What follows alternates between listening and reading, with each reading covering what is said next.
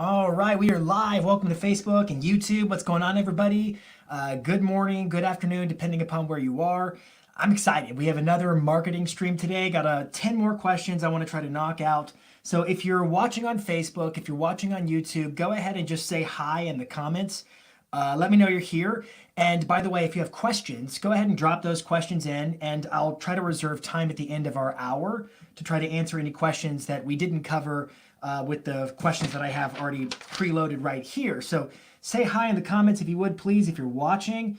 And I'm going to try to turn off this little banner that's scrolling across the bottom. By the way, if we're not connected on Facebook, Instagram, LinkedIn, Twitter, YouTube, all my links are down there at the bottom. Jason Pantana. And I'd love to connect with you, answer questions, and really just start talking through strategy, start talking through ideas in terms of how you can build out your marketing, how you can level up, how you can do more right now, because I feel very bullish about the future. I feel like there's a lot of opportunity, and we're going to dive in. All right, so drop me a little note. I see some people are, hey, what's going on, Shannon? What's going on, Barry from Kentucky? What's going on, everybody? Again, as you're tuning in, as you're watching, just drop a note, drop a question, and I'm going to jump straight to it. If this is your first week, let me give you kind of lay of the land in terms of what I do. I get questions through Instagram, through other platforms, marketing related questions, and I try to knock off 10 questions in an hour, just trying to give help to business owners, real estate agents, entrepreneurs of various types and forms to help you build out your marketing, to build out your strategy. So if you ever have questions, Dale, what's going on? Heather, how are you? Heather, I loved your question. I saved it for last. We're going to cover your question. What's going on? Lori from Reno. Listen, if you ever have questions, just put them in the chat here. And then make sure you connect with me on Instagram. Usually a couple of days before I actually do the event, I start posting an Instagram story, one of those Ask Me Anything stories, where if there's a topic you want me to discuss or questions you want to discuss, you can ask there. Today we're talking about what kind of cameras to use for 360 tours. We're going to talk about targeting a geographic farm, the mechanics of a Facebook ad. We'll talk about how to know if you're overpaying for Facebook or Google ads. We'll talk about CRMs. We're going to talk about your budget for social media advertising. We're going to talk about, it is on Facebook, Stephen Kim. Get on Facebook. I'm getting text messages from people like, where's the live? I see you guys commenting. Heather's on Facebook. Barry and Shannon are on Facebook. Lori's watching on YouTube. I know you're here. We're going to talk about how to get more inventory. We're going to talk about if you're running multiple ads on Facebook, are they competing against each other? So a lot of fun topics to get into. As we're watching, just make sure in the comments you put your questions, and I'll try to get to those in the end. And so it's great to see everybody. Make sure you're tagging friends so that they can see and they can jump into the conversation too. We have a lot of ground to cover today, a lot of opportunity, and some of today is going to be pretty technical. So just hang on, take notes. There may be some moments where you have to Google things after the fact, or it may provoke follow-up questions, and I hope that it does.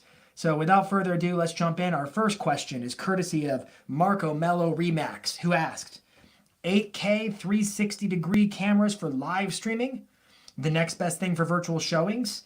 And again, as always, after this Facebook Live replays, I always go back on YouTube and Facebook and I type out some answers in advance so that I can put those answers in the description, the show notes, if you will. So when you go back to watch the replay, the written answers will be in Facebook and YouTube in the descriptions.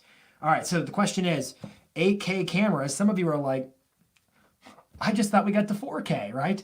8K cameras. So 8K cameras for live streaming. Here's my thought about the live streaming part.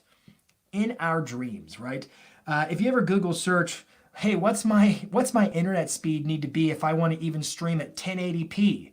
1080p is an eighth, practically, roughly an eighth of 8. So instead of 8,000, it's 1,080, right?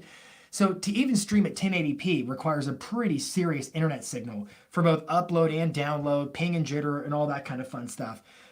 Most people are streaming, like most of you are probably watching me at a 720p. Now, I'm using a webcam. My webcam has the ability to go to 1080, but I would argue that 8K is over K. I think it'll be kind of a shiny penny, but it'll be especially not for live streaming. As far as virtual tours go, my other thought to you, Marco, is with the agents I work with, when it comes to virtual tours, I usually defer to, hey, who's taking the photos for your listing? Because chances are that photographer is like an architectural photographer, or they take photos for listings. And I'm willing to bet they probably have a Matterport camera or maybe a Ricoh Theta V. My preference is Matterport. I think it's a beautiful shot. High quality images, a lot of opportunities. In our Tom Ferry ecosystem, we talk a lot about what to do with those types of tours in terms of training our agents on how to use the media of that 360 tour for ads on Facebook and that type of content. But I would say in most scenarios, it's 8K. Yeah, we'll see what happens. It's not really catching my attention right now. So Marco, I appreciate the question. Let's jump on to the next question. This one comes from Jody Tickner. Best, most reasonable way to target my geographic farm. So the question is best, most reasonable. Well, that's an interesting word. Most reasonable way to target my geographic farm and dominate online. All right, so I guess the dominate online part sort of removes the mentioning of anything that's not a digital strategy in terms of farming. But I would say in general, when I talk to real estate agents about geo farming, and you know what? This could be applied to any type of a business where you're trying to create awareness for your business in a certain area, a certain location, right? The general term is called proximity marketing. In real estate, we call it geographic farming. Farming means typically I'm going to send out some type of a recurring type of marketing. Usually most agents interpret it to mean like postcards. I'm going to send out postcards twice a month or once a month or whatever it is. But farming is really another way of saying consistent ongoing marketing. So what I'm really doing when I say geographic farming is I am choosing a specific market area and I'm going to consistently over time through various channels market again and again and again. That's our definition of geographic farming. So for anybody else who's not a real estate agent, I'm just talking about like location-based farming, more or less, or targeting. But I'm going to tell you, Jody, it boils down to multi-channel marketing. If your mindset around farming is, I'm going to just send postcards and call it a day, I would argue that's not enough right now. Because there is something magic that occurs when people say, man, Jody, I see your stuff everywhere. I get on Facebook, I get on YouTube, I surf the web on Google, I see your ads popping up on various websites. I see your stuff everywhere. So let me just kind of give you my best, most reasonable way to target my geo farm and dominate online. I'm going to suggest to you that A, it needs to be multi-channel. I certainly think I should see your content on Facebook. I certainly think that you should have some strong SEO with Google. That means a blog where you create content that supports local activities, right? Here's the downside with Facebook. In the States, in North America, there's the special ad categories, which means I am restricted from an advertising standpoint to be more granular than 15 miles. However, Facebook deploys a learning algorithm. So what I'm going to submit to you is if you can make sure that your content is specific, meaning it's specific to that farm, like if your farm is Sylvan Heights or 12 South or whatever the name of it is, you create content, videos, blogs, whatever, that speaks to that audience. And the learning algorithm of Facebook is going to take care of some of the lifting in terms of making sure the right people see that content.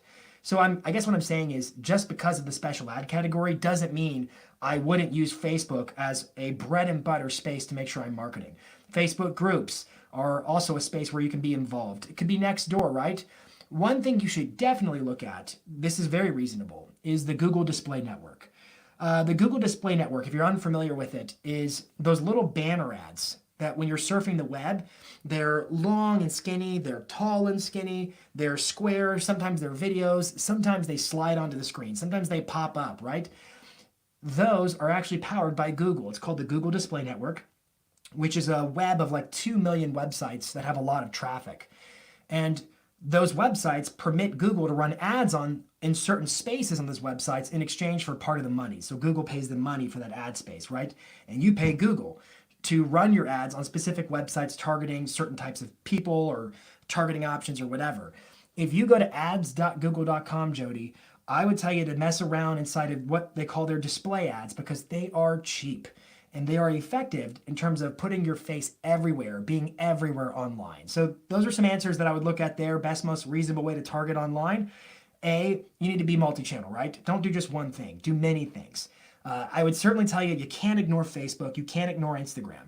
I would tell you that YouTube provides a lot of opportunity for local-based types of content, and I would definitely look at the Google Display Network. I hope that answers the question here. Hey, and by the way, we've got quite a number of viewers. If you're watching, just leave a comment, say, hey, Brandon Porter, what up to you? What's going on, Paul? What's going on, Todd? Love the comments. Hey, make sure you're tagging friends. Bring them in, especially if they've been bothering you with questions. Let me see if I can help. I'd love to talk marketing with every one of you today. All right, let's jump along. Next question. We're on number 3. Question number 3. This one comes from Kaylee. Kaylee Lamb Realty. How to make a successful Facebook ad. How to make a successful Facebook ad. I thought what I would do for this question is just a very quick crash course on Facebook ads. And I do mean quick. I know a lot of our Tom Ferry coaching members who are members of Pivot are watching. And I want you to know, if you're one of our Tom Ferry coaching members, if you go inside of our software, Loom, on April 29th and April 30th, I did a 2-part series on running ads on Facebook. It was a total of 3 hours of content. I mean, it is step-by-step breaking down the Facebook Ads Manager and those details. So when I say I'm going to do a quick breakdown right now, I want you to know I spent 3 hours doing it for our coaching clients. There's a lot that can be discussed. Let me share my screen real quick. If I can do that quickly, we'll see what happens. Share screen, entire desktop screen share. And let's see, you guys should be seeing my screen right now. If maybe, you should be seeing it. Okay. All right, so I am in an ads manager, right? So this is like a fake ad account that I don't actually use it for anything, right? But if you go to facebook.com/ads manager, if you go to facebook.com/ads manager, you know what? I'm not sure you can actually see my screen. Let me go back and make sure it's been added. Has it been added? It has been added. All right. Facebook.com/ads manager. And you can run ads, whether you knew it or not. The moment you started a Facebook page, a business page, not a personal profile, they gave you an ad account. So the question here is how to make a successful Facebook ad. And there are 3 parts, and this is what I want to go over at a high level. This is kind of our table of contents here in the Facebook Ads Manager. It wants to know, what's my campaign objective? In other words, what's the goal that would make my campaign successful? Now, the question she's asking is, how do I make my Facebook ad campaign successful? So there's 3 parts you walk through in the Ads Manager. The objective or the campaign objective, what you tell Facebook, hey, I'm going to pay you money. Here's the thing I want when I pay you that money. The ad set, which is where you do all your targeting, right? You tell them who you're targeting, audience, where you want your ad to show up in terms of Facebook, Instagram, Facebook Messenger, the different platforms that Facebook owns. And then you say, I'm willing to pay you this much money. And Facebook says, great, we'll take that money. We estimate you'll get this type of a result. And then the last section is the ad. This is the ad creative. So there's really three parts to an ad. And that's what I want to stress to you right now. It's you got to have a clear campaign, a clear goal, a clear objective, the thing that you want to move, the needle you want to move. So let's take a look. You could be doing brand awareness, reach, traffic, engagement, video views, lead gen, app installs, which probably doesn't apply to you, Facebook messages, conversions, catalog, store traffic. I'm going to tell you that for most agents, the people I talk to in the real estate space, this column right here is your money column. Traffic means I want you to click the link and go to a website or a landing page. So a lot of people will say like, you know what, I want to get leads off Facebook ads, which they could click lead generation. But what that means is a lead form, right? A little form pops up. It's inside of Facebook. You haven't left Facebook. And then Facebook collects their information from internally, right?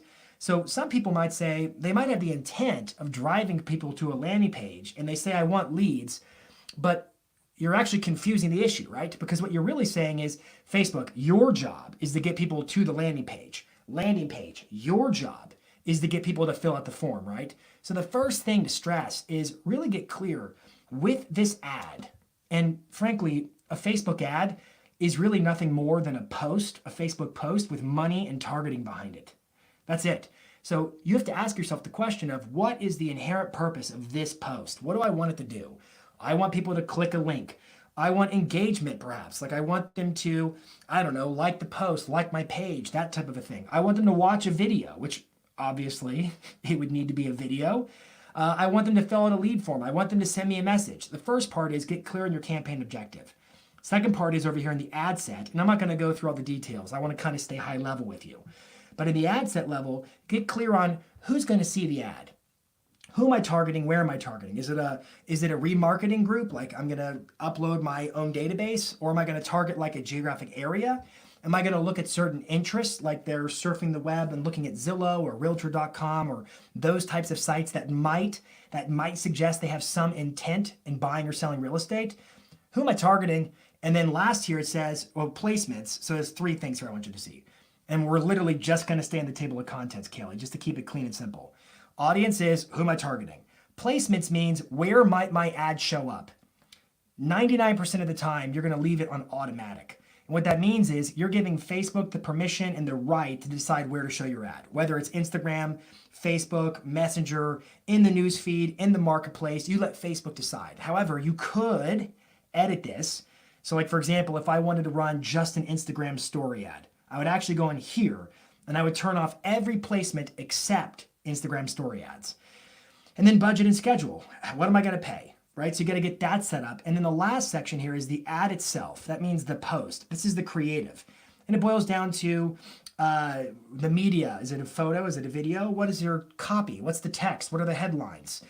What are those elements of the post itself? What's the button? Does it say learn more? Does it say shop now? Does it say sign up? Does it say, what does it say, right? And is it all consistent? In other words, the key to making a successful ad on Facebook is really just to say, look, you need to be clear on what's the objective of this post, of this ad. Who does it make sense that we target with this particular ad? And then third part is, does my ad creative support those two, the campaign objective, and does it support who we're targeting and how much we're spending, right? So I would argue, Kaylee, my bad.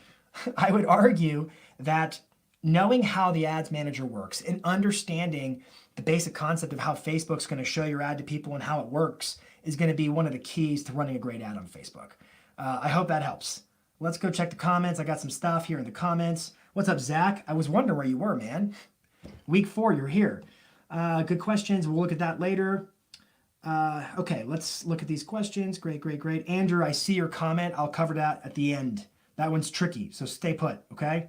His question is, just so you guys can see it, my account doesn't have any special ad category. Any suggestions on how to get it to show? We will cover that at the end. Let me get back to the questions that folks submitted ahead of time. And this one comes from Eric. Eric says, how do you know if you're overpaying for a Facebook or Google ad? How do you know, this is a good question, right? If you're overpaying for a Facebook or Google ad. Let's clarify what these things are real quick first. Facebook ads. They're the ones that say sponsored. I'm scrolling through the news feed and I see a post, right? A Facebook ad is just a post with money behind it. And it says sponsored or something like that. So that's a Facebook ad. What's a Google ad? Google Eye could be that Google Display Network, but it's really going to most likely the intent here is Google search, meaning I type in homes for sale near me in Google search, and then I click search, and at the top of the page of results, it says add, add, add, and then it's the organic SEO results. So how do I know if I'm overpaying? Because this is impression and click marketing. What I mean is, what am I paying for? I'm paying for people to see my ads, / I'm paying for them to click the links and go to my landing page or my website or whatever. How do I know if I'm paying too much for clicks? How do I know if I'm paying too much for impressions? How do I know if I'm getting the results I'm supposed to get? And the answer is I want to give you some benchmarks. These benchmarks come from WordStream. So WordStream, they're a big time PPC company, and they release benchmarks typically on an annual basis for Google, for Facebook, and various advertising platforms. But what I like about their benchmarks is, one, it's a wide sample. So you get a pretty good feel in terms of it's not just so hyper-focused in one area. So it's a wide feel, and best of all, it's industry specific. So I can look and say real estate industry, right? What are benchmarks? So let me share my screen one more time, and I will show you. Let me see what happens when I do this real quick. Yeah, I'll share my screen just like this, and I will show you these benchmarks, and we'll go through a spreadsheet that I put together using their benchmarks. So let's change out of this. Okay, so 2019, so this is 2019 year-end, WordStream, real estate industry, Facebook, and Google ad benchmarks. This should answer the question. Got two columns, Facebook and Google. So inputs, outputs, right? So the way this works is I make it a game. I use this with my coaching members, Tom Ferry coaching members. What's your average sales price? Say it's $500,000. What's your average commission percentage? Say that you typically charge 3%. We're not fixing commissions, just so we're clear. What's your average company split? Let's say that I retain 70% of that commission, right? And then I say CPC, or cost per click. So cost per click, according to WordStream benchmarks, 2019 in the real estate industry was $1.81. Meaning, if I ran an ad that was a link click, here's a hyperlink, click learn more, and it goes to a different website, it's $1.81. Click-through rate is 0.98%, which means if I show the ad, or the ad is shown rather, to 100 people, I can expect roughly one person will actually click the link, and 99.2 people will not. Site conversion, what this means is once people click and go to my website, WordStream reports that there's a 10.67% rate of conversion. What does that mean? That means that if I drive 100 people to my website from a Facebook ad, WordStream says that 10.67 out of 100 people who actually get to the website should convert, i.e. they should fill out a form and give me their name, number, email address, something like that. In other words, I should generate leads. That's called a conversion. We convert them from traffic to somebody who's a known quantity. I've got their information, they're a contact, they're a lead. CPM stands for cost per 1,000 impressions. M is the Roman numeral for 1,000. So in other words, according to WordStream, it's $5.41 to get 1,000 impressions on Facebook. Now I got to tell you, this is 2019. What I have seen, especially since we've been going through what we've been going through the last couple of months, a lot of big time advertisers pulled their money out of Facebook. So the cost per these results has actually been massively on sale. It's been a lot cheaper than this. Now I'm starting to see it tick up again. And let's be clear, Facebook's cheap anyways from an advertising standpoint. But nonetheless, pretty good results. Sales conversion means I'm saying here, let's pretend if I get 100 leads that I'll sell a house to one of them. And then I'm saying latency 24 months. We know that the life cycle, so to speak, the sales cycle of a Facebook lead is typically up to 24 months. So they're not going to go buy a house tomorrow, not usually. It could take 24 months, which means there's a follow-up and nurturing game to be played. Based upon those inputs, the outputs are I should drive 21,720 people to my website. I'm estimated to get 2,318 leads. That's if I spend a $12,000 budget. My cost per lead is $5.18. That right there is the benchmark. Estimated units sold, 23.2. Estimated cost per sale, $518. Estimated cost gross revenue, $243,340, or I am 20.3xing my investment. If I invested $12,000 over the course of a year, within 2 years, remember there's a 24-month period to get those leads closed, but I'm projecting based upon their benchmarks of WordStream, a net profit of $231,340. So what I would say to you is you need to compare, like Eric, you need to look at what are the benchmarks and how are my ads performing over time. And remember The results are in the repetition. So like if you run an ad here, there, and everywhere, you run it like intermittently, it's not consistent, then don't expect a consistent result. But if you do it like clockwork and you consistently run ads and you look at them and they perform according or better than the benchmarks, then here's how you calculate. Now compare this to Google. Same sales price, same all these numbers, right? Same budget and everything. I'll cut to the short notes here. Cost per click, $2.37. Click-through rate, much higher, 3.71%. Site conversion rate is estimated at 2.47, much lower, meaning if I drive traffic to my website, Google typically has a lower rate of conversion. There could be a lot of reasons we could speculate behind that. Cost per 1,000 impressions, $15.65. Obviously, I'm paying more. I'm paying more for clicks too. This is a big one here. Latency, we're saying about 12 months. We would estimate that Google leads, those who like Google search, they typically are between 10 and 14 months out from transacting, i.e. buying or selling a house. So the benefit is these leads are a little bit higher intent, generally speaking, which is why you pay more for them. However, I just think it's interesting about how strong the conversion numbers are at Facebook. Bottom line, here's your difference. Side-by-side comparison based upon benchmarks. So Eric, you got to know the benchmarks. If that's useful content for you guys, just give me a heart, give me a like, give me some thumbs up or some comments. I hope that's useful to you guys who are watching right now. Love it, love it, love it. All right, let's jump over to more questions, if we shall. Here we go. Next question up. I love this question. This is Tom Ferry messing with me right now. Tom Ferry, his question is, what CRM should I use? As if that question never gets asked of him. And I'm gonna quote the very wise and sage advice of Mr. Tom Ferry himself. The best CRM you should use is the one you're already using. If you don't know what a CRM is, it stands for Contact Relationship Management. It's a software. It could be like it could be the Boomtown lead management software. It could be Follow Up Boss. It could be Contactually. It could be RealVolve. It could be Lion Desk. Whatever. There's lots of different CRMs out there, and they all have their bells and whistles, pros and cons. But I will add to it. Like I would say, like don't get lost in the whole what's the best CRM, right? The one that actually makes you call and stay in touch and nurture your leads. However, there are some features I wrote down. It was a good question, Tom, and I wrote down.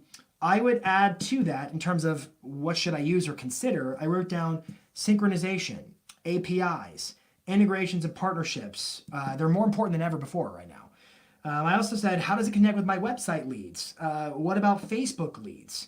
Does it sync up, right? Because if I use Facebook lead forms, then I need to have a CRM that actually talks to Facebook so those leads can funnel straight over and be organized. What about Google Ads? What about my Facebook pixels? Is it easy? Tags? What about media embedding? What about like tracing in terms of what source did it come from? All those types of details. So depending upon how elaborate and sophisticated your lead generation efforts are, if you need something that's bigger and grander than just, this is Susie. I met Susie at an open house, and this is my database of past clients, right? If you need something more than that, there are some tools to be looked at right now. I would tell you I have no dogs. I have nobody that I'm loyal to per se. I think Boomtown's got a nice system. I think Sierra Interactive has a nice system. Those are fully integrated solutions. They're not just CRMs. I think Follow Up Boss is a great CRM. I think Contactually has some nice bells and features. I think that RealVolve does too. I think Streak does if you like Gmail and G Suite types of products. There are lots of tools out there. I think what matters the most right now is asking yourself, where am I getting leads from? And what level of follow-up and nurturing needs to be integrated and tracked and part of my CRM. So look for APIs, integrations, synchronization. Does it connect with Zapier? Does it connect with BombBomb and those types of things, right? Those are the factors I'd be looking at with CRMs. Always appreciate the question. Let's keep rolling. And by the way, if you haven't given it a heart or a like yet, please do, so that more people see it and it goes a little bit more bananas in the news feed on Facebook and with YouTube as well. Next question comes from Living in SI. What's an ideal budget for Facebook advertising? What's an ideal budget for Facebook advertising? How long, so there's two questions, and how long should campaigns last for? So first things first, I would say as far as budget goes, look at the benchmarks I just showed. If you understand the benchmarks in terms of how much do I have to pay based upon my cost per result, well then it's just a matter of saying, well, how much can I spend, right? Because if I know with the Facebook ones, it was a 20xing. If I spend $1, I make 20. Okay, then it's just turn the dial, right? So budget, a lot of people's budget is, I'm going to spend $5 and see how far I get. I'm going to spend $50 this month and see how far I get. And I understand why a lot of people do that with their Facebook marketing, but if you know the benchmarks, if you know the cost per result when it comes to Facebook advertising, I know that 2019 benchmarks, WordStream last year, Facebook, $5.18. And if I can then track and measure my ads that I'm running on a routine basis against those benchmarks, well then all of a sudden it's like I'm playing a winnable game. So I'm going to keep spending money based upon the results. I would also add this. I wrote down, you should also reference, oh yeah, this is good. You should also reference, if I do say so myself, you should also reference the Facebook manager, the ads manager daily estimates. So when you're in the ads manager, facebook.com/ads manager, when you're there on the right-hand sidebar, as long as you're using the guided creation, don't use the quick creation, use the guided creation. It will give you daily estimates. Now, I will give you this is actually one of the questions that was asked, but I didn't answer it today. I was doing a webinar the other day, and my daily estimates were really funky. They were really low. And so I researched it. I have access to a whole bunch of ad accounts. So I looked at them all because I was surprised at how low the daily estimates were for a particular ad account. And I switched through ad accounts, and some were that low and some were better. And so I would tell you the daily estimates are true, but they are biased based upon past performance of your other ads. So if you've had a long history of poor performing ads, do not rely on the daily estimates. They're likely not a good indicator. As you build up trust, as Facebook becomes to know you as a great advertiser because you do it on a regular basis, likely what you're going to see is your ads going further and a better cost per result. So I would tell you, like Facebook, people think it's a kind of a light switch. No, I'm going to run the ad and get the result. But it's not quite like that. Facebook's more of a living, breathing kind of a thing where you want to build up trust with them. You want to build up credit like they're a bank, right? And when they trust you to run quality ads and show people content that serves the population of users in Facebook, then your ads go further. You get a better cost per result. So yes, you can use the daily estimates, but don't rely on it exclusively. What else did I write down for you? Let me see. Was that it? Oh yeah, second part of your question. How long should campaigns run for? How long should campaigns run for? What did I write? If you don't allocate enough budget, the ad may not deliver despite it being approved. Oh yeah, that's a good point too, I think. Let's go back to the what's an ideal budget portion of this. Listen, those daily estimates do matter because ultimately, I'm going to try to say this delicately. They do matter unless you're clearly convinced they're not accurate, which happens sometimes. And I find that it happens the most often if your campaign objective is the lead generation objective. Just because the lead forms seem to be the screwiest. If you do traffic or engagement, it tends to be more accurate. That's been my experience. Here's the deal. If you don't allocate enough money to get to your ads to deliver, they just won't show to anybody. So I wonder, have you ever run an ad? The ad was approved, and then it just kind of sat there. You gave it a budget of, I don't know, $10 a day or whatever it was. And then it's just, it's like crickets. There's just nothing going on. And you're wondering, like, why is my ad not delivering? Where is it going, right? And then 2 days later, it uses up some of your budget. And then the next day, it doesn't use any more budget again. And you're like, well, they approved the ad. Why isn't it delivering?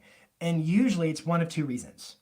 Usually it's because either your targeting and the ad set level is so narrow, there's simply not enough people who are active for your ad to be shown, and or it could be a combination, right? You're not spending enough money. There's a lot of people who are trying to get the attention of users on Facebook, and they may be willing to pay more money than you are to get that attention. So their ad places and yours just sits on the bench, right? So it's sort of finding a balance, which means you should be looking at your ads. Sometimes I find if my ads are performing or not performing, I either put more money or I pause the ad and I make some adjustments. But you got to look and see, how is it doing on the field? Is the ad performing? Is it delivering? That's budget. And some of that means like just monitoring it as the ad is live. Hey, I'm going to start with this much budget. I think it's going to do this. If it doesn't do this, I can increase the budget, or I can, based upon either it's not delivering or it's doing really well and I'm going to spend more money because it's doing so well. All right, last thing I think we talked about here is Length, how long should it last? How long should the ad be running? And that's, some people say 2 weeks is the longest or whatever. I would say that it depends upon performance. It depends on performance. If you start seeing, as you analyze the results in the ads manager of your ads, if you start seeing like cost per click, your cost per 1,000 impressions, reach, if you start seeing a decline, and they have graphs and charts that show you all this stuff. If you start seeing a decline in the performance of the ad, it's time to make an adjustment. You can change out the media. You can shift up the targeting, who you're targeting, change things out and give it some new life, because you need to be wary. There are some people who run ads and they just run the same ad forever. I mean, it just runs all the time. And it seems like every time you get back onto Facebook or Instagram or whatever, you see the same ad again and again. There is a thing called ad fatigue, and it's real, right? So ad fatigue means, man, I'm so tired of seeing this ad. Give me something new, right? So be wary of ad fatigue. I would tell you a week, 2 weeks, that's probably good. And then go back and revisit it. And if you want to rerun the campaign, or if you want to make some adjustments, you can at that point. But if you're going to run Facebook ads, it's the art of paid traffic. It's a pay to play kind of platform. You got to be looking at it on a regular basis. All right, I hope that helps. Let me jump to the next question. This one comes from Gigi, Gigi's Real Estate Services, who asks, if you want a social facelift, how and when do you start? I wrote down 2 things. And again, I'm going to put all my answers, the short abbreviated versions, in the show notes on YouTube and on Facebook as part of the caption when we're done, when it replays the Facebook Live, the YouTube Live. Okay, how do I do a social facelift? First thing is your content. You're going to want to look at your content. I'm going to read you what I wrote because I think I want to be succinct in how I state this. Content schedule. Decide on what you'll post and how often. And then this is critical, right? Standardize the look, feel, and format. So what would it be like if you knew this is what I post on Mondays, here's my Tuesday post, my Wednesday post, my Thursday post, my Friday post. I mean, I'm being a little bit kind of pedantic, but what if I knew that every week I'm going to follow a rhythm, a schedule in terms of what I post. And this one, let's pretend this is my quote card. This is my just sold campaign. This is my that campaign. And there's a standardized look and feel for each of those posts, which means it takes the guesswork out of what your content is. You decide in advance, I post like this, like this, like this, and this. And I look at Boss Man, Mr. Tom Ferry, Mindset Mondays, on Mondays. Tuesday's the Tom Ferry Show. There's a consistent cadence in terms of what he posts and how he's adding to content every week. And I look at that and I think, man, that would be a place to start for a lot of agents. Now, maybe posting every day is too much, Gigi. It depends. And if that's the case, come up with like, hey, once a week, twice a week, 3 times a week, here's what I'm going to post, and here's the standardized look, feel, and format of what those posts are. Because end of day, social media is about the media. It's about what you're sharing. It's about the posts, the photos, the videos. Like that's what media means. And so I would say if you want to do a facelift on social, it's really a content facelift. That's where you start. Now, part 2 is look at your actual accounts, your Facebook page, your Facebook profile, your Instagram business profile. Make sure you've got it set up the right way. So that means look at your bio, look at your headshots, look at the banner art on your YouTube channel art or your Facebook page. Is it on script? Is it the right brand, the right colors, the right font? Is it engaging? When you navigate to your YouTube channel, what's the featured content? Have you placed playlists so people have a specific experience when they navigate to your page or profile? On your Facebook page, do I see like a static banner image up top? Or is it like when I think of Ray Allen at Pixel Properties, where it's a video that showcases the working with Ray type of experience? So it's really a 2-prong approach. First one, you ready, Gigi? First one is your content mix. Standardize the look, feel, and formatting and everything of your content so that the guesswork's gone. Number 2, look at your accounts and make sure they've been optimized. Bios, headshots, channel art, banner art, whatever. All that links, that should all be standardized. Automated messaging, right? Frequently asked questions on your Facebook page. Make sure that you've thought through, what is it like for a person who navigates to one of my accounts? Have I made it a welcoming experience? Work in those 2 areas and I think you'll get a nice facelift. All right, let's keep rolling. This one comes from Jamie. Jamie asks, how do we get more inventory? All right, I'm gonna read what I wrote. How do we get more inventory? A, follow up with your leads. follow up with your leads, connect. Number 2, call your past clients and your sphere of influence contacts. Number 3, this one I like. This one comes from Sean Ryan up in Sarnia Lambton. Walk the neighborhood where you need inventory. Like, go out, grab your phone, walk the neighborhood where you need the inventory the most, and go live on Facebook and say, hey, I'm walking down the street here at such and such, at the corner of this and that, in the heart of the blank neighborhood, right? Go live and basically say, hey, if you're working with buyers, if you have folks who are trying to get in, great. If not, don't lie. But let them know, like, go live and get attention.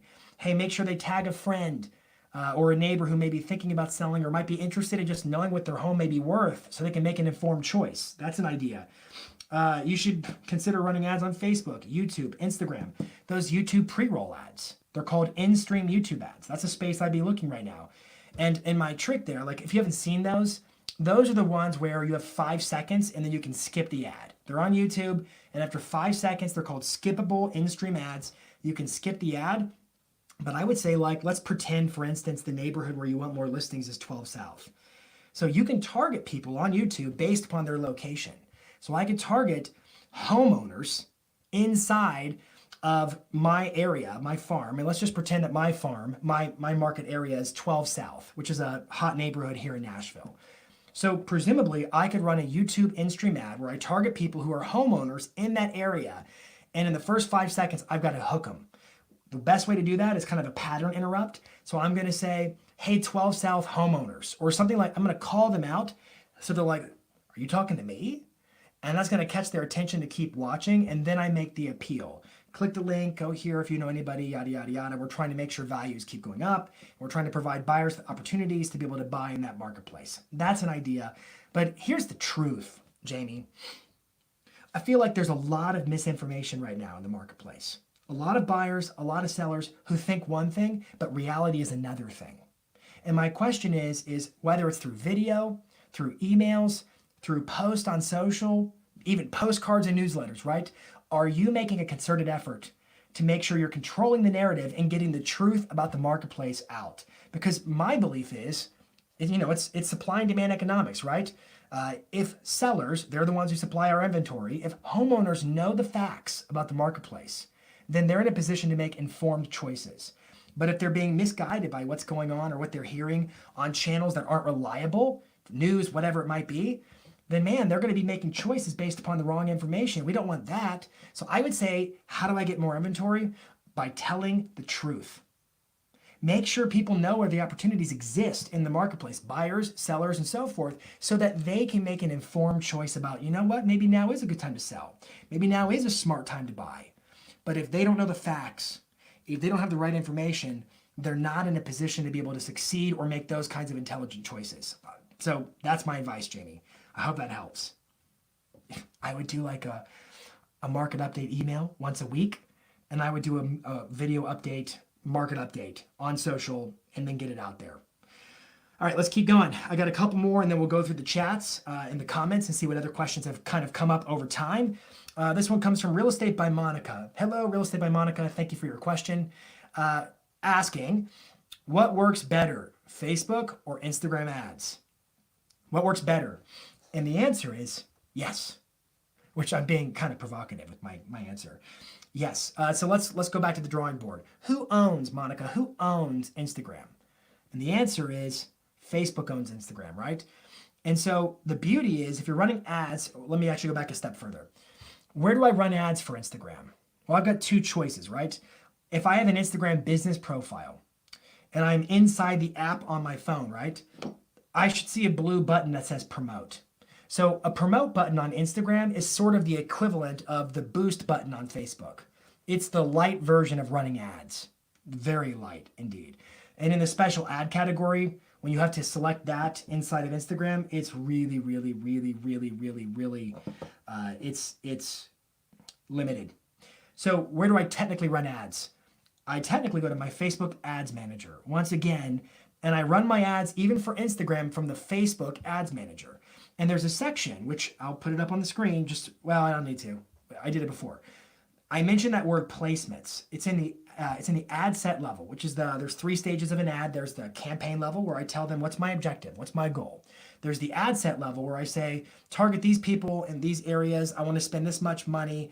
And then there's one more spot that says, and show my ads on these networks. It's called placements. And I can leave it on automatic or I can edit the placements. And if I edit the placements, and this is like we mentioned this is how if I wanted to run an Instagram story ad, I would turn off every possible placement except for Instagram stories, thus forcing Facebook to show my ad to people through Instagram stories. However, I would tell you that 99.9% of the time, you will leave that setting on automatic. You will not edit the placements. And the reason for that is because I want to give Facebook room to work, right? I don't want to tell them how to go get my result. Like, nobody likes to be told how to do their job. They like to be given the space and say, let me do my job. And so, for example, if you said on Facebook in the Ads Manager, Monica, if you said, my objective is link clicks, i.e. I want traffic to my website. So you chose the traffic campaign objective. Then and you tell Facebook who you want to target, where you want to target. You go through all those details. And then at placements, the reason you leave it on automatic is because the way Facebook interprets that is Facebook says, hey, look, don't tell me where I can and can't show your ad, right? You've already told me what your goal is. You've already told me who and where you want to target. You've already told me what you want to spend. And so based upon those factors, get out of my way. Like, that's what Facebook's thinking. Let me decide, am I more likely to deliver on those results on Instagram or Facebook? And you can actually go in, and I've done this with a lot of my coaching clients. You can go in to the analytics of your ad where you're seeing view charts and graphs and all that kind of stuff. And it will show you where was the ad placed. And it's a histogram, bar charts. And it will tell you it was on Facebook, it was hardly on Instagram, or sometimes it's more on Instagram, less on Facebook. So I would tell you which one works better. Let Facebook work it out for you because they deploy a learning algorithm. When they run an ad, the first usually 24 hours, maybe less, Facebook's learning. Okay, if we show the ad to these people, we get these results. I want to give them space to do that. So if they're more likely to get the result on Instagram, let them. If they're less likely, stick to Facebook. So I hope that makes sense. But the answer is you don't have to make that decision. Facebook's Ads Manager makes it for you. Cool? All right, next one. Last one, then I'm going to go through some comments. Heather, Clont Maker in Michigan asks, if you have multiple Facebook ads running, should the targeting be different on each one? That is a stellar question. If you have multiple Facebook ads running, should the targeting be different on each one? And the answer is maybe. It depends. So here's the question, Heather. I'm going to flip back with a question. Does it bother you if the same people see all your ads? Or do you want some people to see one ad but not another ad? Because that's the question. Here's the way it technically works. So we said there's 3 stages or 3 sections of a Facebook ad. There's the campaign level, which is where we set the objective. I want traffic. I want engagement. I want leads. I want messages. There's that level. Level 2 is the ad set level. Ad set's where I decide on who are we targeting? How much am I spending? Where is this thing going to show up? All those types of details, right? And then there's the ad level, which is the creative aspects. Use this photo, use this video. Here's the headline, here's the caption, here's the link button text, here's the links we drive to. It's the building of the post itself. Those are the 3 sections: campaign, ad set, and ad, right? And so here's the technical details.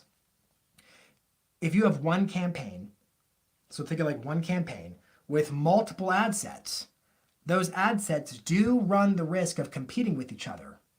So ad sets and campaigns can compete with each other. Now, do we care is the question. That really is the question. Do you care? Does it bother you? Here's what you should be worried about.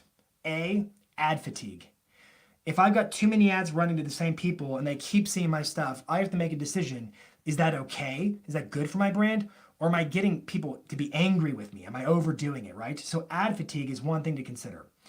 The other thing to consider is, technically speaking, if your ads are targeting the same audiences and they're different campaigns, they're, for all intents and purposes, competing against each other, which means they're driving the cost per result up incrementally. However, I would argue that it's probably microscopic at best, because your little 1 or 2 ads in the grand scheme of all the ads targeting those audiences on Facebook is probably not worth a whole lot. No offense. But if you were like, for example, Zillow, where Zillow's running thousands of ads with huge ad spends. Now we're talking about a problem. So one thing to bear in mind is there are inclusions and exclusions. This is at the ad set level, Heather. You can include or exclude custom audiences, which means I can include or exclude if I'm retargeting my website traffic. I can include or exclude if I upload what's called a customer list, which is basically an Excel spreadsheet of contacts. So for example, theoretically, I could download the list of all realtors from my local board, and I could upload that as a custom audience to exclude. Now, that's not my point right now. What I'm saying is you should work in the ad set level to try to create inclusions and exclusions so that you try to limit how exposed they are to overlapping. But if you're not even sure, here's what I would tell you to do. If you go into the ads manager, really technically the business manager, Heather, click on audiences in that main menu navigation. In fact, let me share my screen real quick. I'll just give you a little sneak on how to do this. Share screen, share entire screen, share, here we go. Let me get off this. If I go up here and I click on audiences right there in the main menu navigation. So we're in audiences. And it's gonna, I don't even know if I have audience. Oh, I do have an audience for this. What you would do is you would check the boxes and pretend there's more than one, right? Check the boxes. And right here, you have the show overlap audience. Now, I don't have multiple boxes to check because this is not a real ad account that I use. But you would check the boxes of the different audiences you want to compare, and it will tell you percentage-wise how much of an overlap is there. How big of a threat is this? But I'm going to suggest to you, Heather, that it's probably not that big of a deal. Because in the grand scheme of all the advertisers in Facebook world, in your marketplace, you might as well just let them both run. I hope that helps. I gave you kind of the way this works. So the big risk is ad fatigue. And the second risk is they can drive up the cost per result because they compete against each other. But I doubt that's likely. All right, that is it for these questions. Let's jump over to comments. I got quite a few. Let me just start from the top, scroll through. Hey, and I want to know, I'm super grateful for everybody who's been watching. I hope you're getting value out of doing this every week. I do this once a week, so make sure you tune in, mark your calendars, set reminders. I typically do it on Tuesdays at 3:30 in the afternoon Eastern time. All right, let's see here. Lost my place. Oh, these things just popped in. All right, Zach says, I'm going to put them on the screen. If you interview local businesses and turn that video into video view ads, Facebook will allow you to run without special ad category and with lookalikes. You will have to request the review because they won't allow it when you create the ad initially, but it'll run after you do this. Zach, that's walking the line, my friend, but here's what I think's smart about this. You have to request a manual review. Now look, if you're new to Facebook advertising, don't do this one. Don't do this because if you're new to Facebook advertising, Facebook doesn't trust you, period. And so give them one good reason to deactivate or disable an ad account or a page, and they will. If you've been experienced advertising with Facebook for some time, then this is probably permissible. It's clever, Zach. It's clever. I like it. All right, let's see what else we got. Oh, this one, Harry Andrew. My account doesn't have special ad category. Any suggestions on how to get it to show? Yes. Go to, write this down, I'm going to give you a link. I'm going to give you a link to talk to Facebook customer support because you had to ask them. Truthfully, Andrew, I have Googled the daylights out of that question. Just Googled it like crazy. And the way that seems to work is go to facebook.com/business/help. Facebook.com/business/help and scroll down about halfway through the page. You're going to see one of two buttons. It either will say chat or it says get started. Click it either way, whatever you see, because it's different depending upon who you are. Chat or get started. And ultimately, if you click get started, you're going to make your way to another screen where you can live chat with customer support. Here's the deal. That chat function is only there during standard business hours. Literally, it disappears off the page. If you do this in the middle of the night, it won't be there. But if you go back during the day, you can live chat with somebody from Facebook and ask them to make sure they enable this. All right? That would be my best recommendation. So it's facebook.com/business/help. All right, Andrew also asks, what about using some KCM infographics in an ad? It's okay. I would tell you that Facebook doesn't love graphics and text and charts in ads. In fact, if it's too much text, there's a tool called, you can just Google search this, Facebook overlay text, whatever, you'll find the result. And it lets you use the image you're thinking about using or the video in your ad. And it'll tell you if it has more than 20% of the screen at any point is text, it won't run the ad. So I would tell you, like, you could do this. I'm just not sure that it's going to be the best performing ad you've ever had because Facebook may interpret the quality as a lower quality. I would rather see you tweak the content. I'd love to see a video. Facebook sure likes videos. Where, like a newscaster, the KCM graphics, Keeping Current Matters, which is great content, but it like flashes on the screen. KCM will support the best way to use their content is to take it and make it your own content. Add to it, right? Christopher says, with sarcasm, I love the Facebook Ads Manager, which I know is not true, but she's good at it nonetheless. Let's see. Hey, by the way, Heather, I'm going to throw this comment up on the screen. We talked a while ago about the algorithm and trust. I would also tell you, when you're writing the copy of your Facebook ad, when you're like writing out the caption and the text, be sensitive to, like, for example, say things like searching for a home, ? Facebook deploys learning algorithms and machine learning to figure out who to show your ad to. And if you can give them like little breadcrumbs to kind of light the trail of, I want you to target these folks. Thinking about buying a home, thinking about selling a home. Hey, 12 South neighbors, that kind of a thing. Use text that gives clues to Facebook because we know the targeting is limited. You used to just be able to flat out target based upon that. You can't anymore because of the special ad categories, but you can put clues and you can trust more in that algorithm to figure out what they want. So for example, I've heard a lot of agents say, real estate agents keep seeing my ads. Well, tell Facebook in the copy who you want to see the ad. And or you could exclude the audience of real estate agents if your board lets you do that with a list. Just food for thought, kicks and giggles. All right, let's keep scrolling. Thank you, Michael Oppler. We love you, Jason, because you are pedantic. Looking in the mirror, my friend. Looking in the mirror. Michael Oppler. All right, let's keep rolling. See what else we got. So mainly, Heather says she doesn't want to be competing against her own ads, driving up her costs. But Heather, I have to imagine in the grand world of Facebook, we're talking like maybe pennies. So I'm just not that worried about it. All right, let's see. All right, I don't see any more comments going once, going twice. I am super grateful for everybody who tuned in to watch. We're right at about 1 hour. I'll be back next week. So make sure you look for my Instagram stories. I'm going to post a story that says, ask me anything about marketing. You can put your questions or your topics that you want covered in there. I usually get more than I can answer all of them. And some of them are repeat questions, right? But I try to pick what I think are the 10 best questions to discuss every time. And tune in next week. I'll post everything so you get the reminder on Facebook, on YouTube. If you have not subscribed to my channel or connected with me on social media, be sure to do that. Let me put my credentials here at the bottom. All right, Instagram, Jason Pantana. Facebook, Jason Pantana. YouTube, subscribe to the channel right there, Jason Pantana. Twitter, LinkedIn. Let's stay connected and let me know. Coach me. How can I be more valuable? What questions do you need answered? I'm grateful that you watched today. I hope everybody has a lovely Tuesday and remainder of the week, and that I sincerely hope you take the ideas here, you implement them, and you get results in your business. Have a great day. Signing off.